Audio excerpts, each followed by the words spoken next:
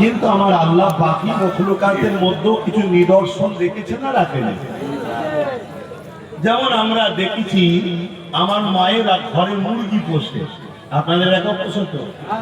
মুরগির পেটে দেখবেন ডিম দেয় বা আন্ডা দেয়। কেন? বাচ্চা হবে, আরো মুরগি বাড়বে। সব কটা ডিম কি বাচ্চা হয়? একটা দুটো ঘোলা হয়ে যায় না? ঘোলা কোন বাচ্চা গুলো হয়?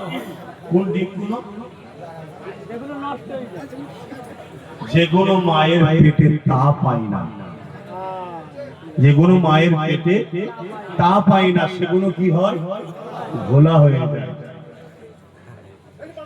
ইসলামের যে বাউন্ডারি আছে, এই বাউন্ডারি থেকে যদি বেরিয়ে যাও, তুমি ওই ঘোলাওয়ালা ডিম টাইপের মুসলমান হয়ে যাবে। শুনছো তো ভাই? আরেকটা গিয়ে চলো, বাচ্চা কোনো হবার পরে ভাই কি হলো? আচ্ছা ঠিক আছে, তুমি মাইকটাকে সহ্য করতে হবে, কি করা যাবে?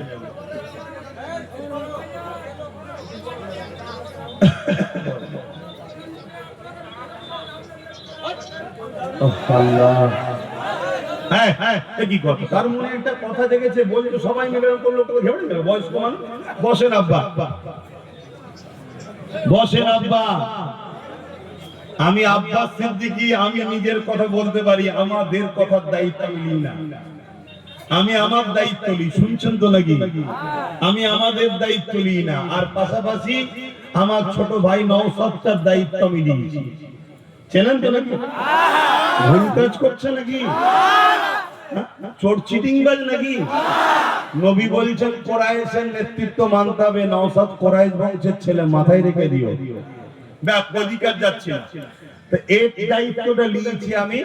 ও যদি কোনোদিন ভুল করে, বড় ভাই হিসাবে ওকে শাস্তি দিবা, ওকে সঠিক পথে নিয়ে আসা, এটা ইসলামও আমাকে দায়িত্ব দিয়েছে।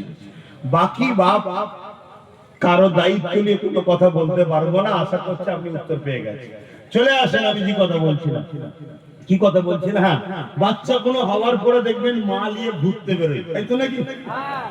সমাজকে চেনায়, খাদ্য খাওয়ায়, নিয়ে ঘুরতে বেরোয়।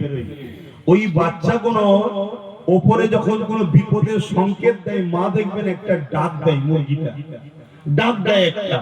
যেই ডাক দেয়, সঙ্গে সঙ্গে বাচ্চা